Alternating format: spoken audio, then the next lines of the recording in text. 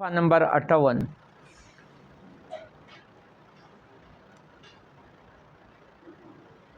मक्के د حسن بصری رحمت الله علیه منګه ذکر کړو وسویلان حدیث عمران نبی صلی الله علیه وسلم کان یامر بالصدقه چې پیغمبر صلی الله علیه وسلم به حکم ورکاو په صدقه سره فقال هغه حدیث بصری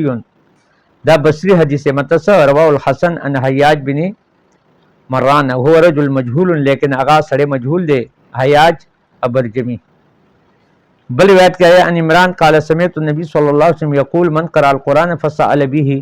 چا چې قرآن ولست او بیا پاګه سوال وکړو نو حدیث اوله کوفیون حدیث باول کې کوفی دی او اخر بصریون اول راویان تعلق د کوفی سره دی ادر سنو بصری سره دی رواه الامش دا روایت امش کې د حیثمه بن ابي حیثمنا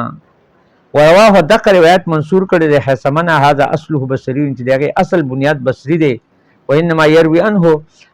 او هم روایت کې اهل کوفه لیکن اسناد ضعیف سند ضعیف ته و حدیث منکر وانما اوت من طریق حیثمه عن الحسن ها دا حدیث راول شوی دی طریقې دی حیثمه او چې کله هغه حسن روایت کی قال علي وی علي بن مديني وی حدیث سلمى بن محبق قزن النبي صلى الله عليه وسلم في رجل لك مخدات في وتيا جاريه امراتي فقال حديث بصري دم حدیث بصری والا دی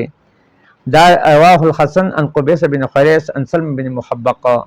فرواه قتاده وعمر بن دينار ورواه ابن عيينة عن عمر بن دينار عن الحسن البصري عن سلم بن محبق وليس بين الحسن وسلم احد دلته د حسن او سلمہ په میس کې بل څوک واسطه نشتی لکا ها او دې تخریج کړ د امام احمد بن په مسند کې ورواه ابن عيينة عن عمر بن دينار عن الحسن البصري عن سلم بن محبق وليس بن خا فقلت لسفيان ان قتاده يقول ان الحسن قبيس بن خيس عن سلمى فقال لسفيان سفيان ماتوي قال لعمر بينهما رجل من قوم اسلم دوی په میس کې یو سړی شته چې هغه د اسلم قبیلې نه وو او انسان یو انسان فقال هذيل نه کوي یعنی ابا بکرین دغه ابا بکر نومو بينهما دوی په میس کې قبيس بن خيس ثم قال سفيان انما عرف هذا العزيلي انه من قوم اسلم ځکه هذيلي د تعارف ځکه کړي چې د بنو اسلم د قبیلې نه ورواه شعبة او دا روایت کړ شعبه معمر د قتاده د حسن عن قبيس بن خيس عن سلمنا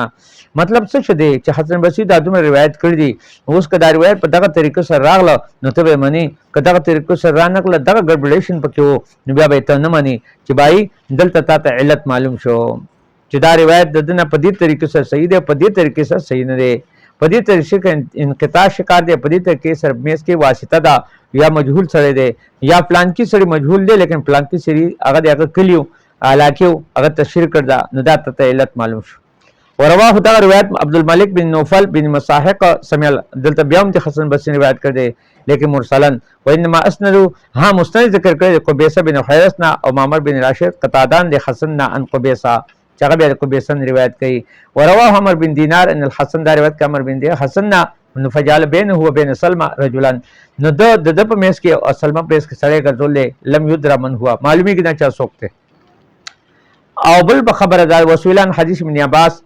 فی زکات الفطر فقال حدیث بصری داوم حدیث بصری د حسن بن ذکر کوي و اسناد مرسل اسناد مرسل ده رواه الحسن دا روایت کړ حسن محمد بن سیرین د ابن عباس نه فرواه او بیا دوه روایت کړ حسن نه به حمید طویل نه هغه محمد بن سیرین ثابت بن یزید نه هغه عاصم نه محمد بن سان نو مطلب څه شو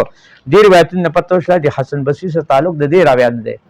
او چا انقطاع شکار شوی سوق د اتصال دي سوق په میس کې مجهول ذکر کین سوق نه ذکر کوي دا ټول روایت ته خل چې کله ته داسې روایت راشي نو ته په دې علل معنی باغه قیاس کوي لکه نو که هغه کې دا ګډوډ ته به چې بای حسن بصری د روایت نه کړي د میس کې واسطه ده